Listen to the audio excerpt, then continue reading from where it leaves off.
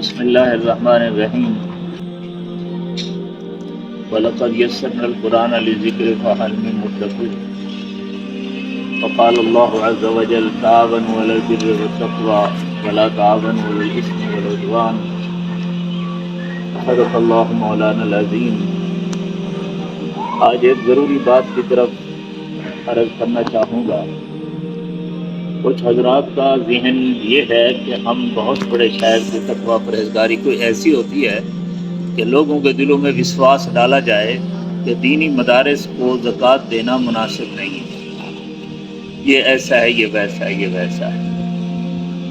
میں ان کی خدمت میں یہی عرض کرنا چاہوں گا کہ اس کو دجالی اور شیطانی وشواس سمجھا جائے۔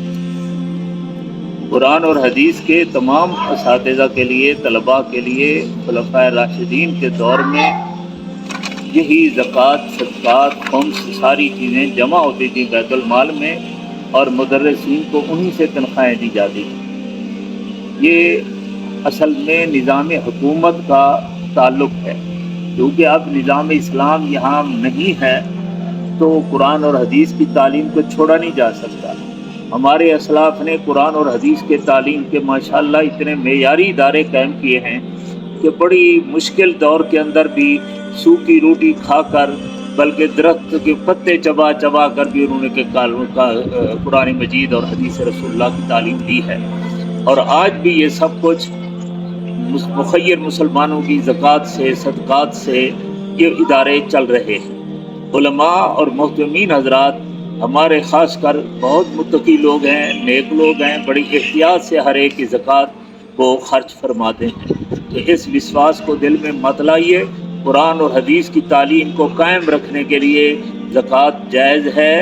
ان کے جو طریقے علماء نے لکھے ہیں اس کے طریقے سے وہ استعمال فرماتے ہیں، تو اس میں کسی قسم کا شبہ و شک کر کے قرآن اور حدیث کے مدارس کو محروم کرنا نہایت ہی ایک میں سمجھتا ہوں سازش ہے۔ اللہ تعالیٰ معاف فرمائے۔ ہمارے ملک کے اندر لاکھوں کی تعداد میں مدارس ہیں، اللہ ان کو قیامت تک قائم رکھے اور ان کے معاونین کو پوری جزا عطا فرمائے۔ اپنی زکوٰۃ، صدقہ للہ، خصوصاً رمضان المبارک میں دل کھول کر مدارس کو دیں۔ مدارس بہترین مصرف ہیں۔ اللہ جل جلالہ فلسطین کے مسلمانوں پر رحم فرمائے۔ میں تو پہلے بھی کہہ چکا ہوں کہ ماشاءاللہ رمضان المبارک ہے تو اس کے اندر ہم سب لوگ دعائے قنوت نازلہ پڑھنا شروع کریں اور جتنا تعاون ہو سکے کریں، لیکن اس کا معنی یہ نہیں کہ آپ مدارس کو بند کر دیں یا مدارس کے وسائل سارے کو ختم کر دیں۔ یہ ایک جذباتی فیصلہ ہوتا ہے کہ جو کام ہو رہا ہے اس کو بھی ختم کر دیا جائے اور پھر نیا انداز دے دیا جائے، تاکہ مدارس فرسٹ ہیں، مقدم ہیں، اور اس کے ساتھ ساتھ فلسطینیوں کی مدد بھی کی جائے۔ جن کو اللہ نے جتنی توفیق دی ہے، بڑے بڑے اہل خیر لوگ ہیں، وہ کروڑوں روپے دیتے ہیں، مدارس میں بھی دے رہے ہیں، فلسطین والوں کو بھی دے رہے ہیں۔ جو بیچارے کچھ نہیں دیتے وہ پھر ایسی باتیں کر کے، اصل وہ مدارس کے خلاف ذہن ہے، ایک علماء کے خلاف ہے، جو ایک رخ دے کر دوسرے رخ سے ہٹانا چاہتے ہیں۔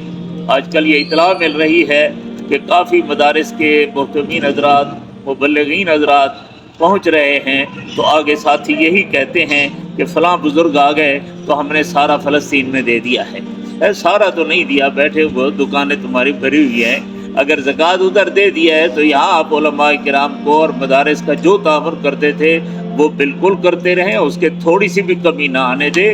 یہ ادارے ہیں تو یہ سارے جذبات اور جہاد اور یہ ہمدردی، یہ سب قرآن اور حدیث کے احکامات سے منتقل ہوتی ہے، انہی دینی مدارس کے برکت سے۔